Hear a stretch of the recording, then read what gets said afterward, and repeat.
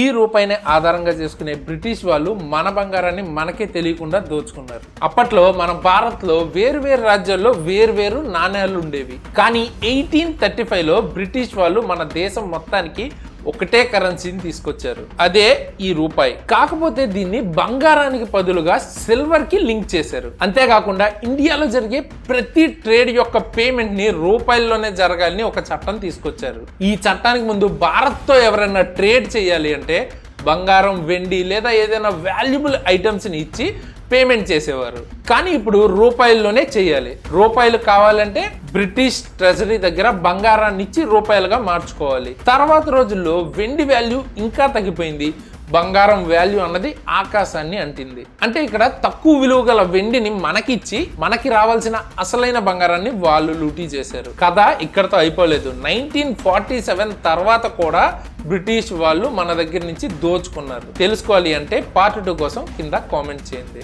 ఇంతకీ ఇది ఏ చట్టమో మీకు తెలుసా?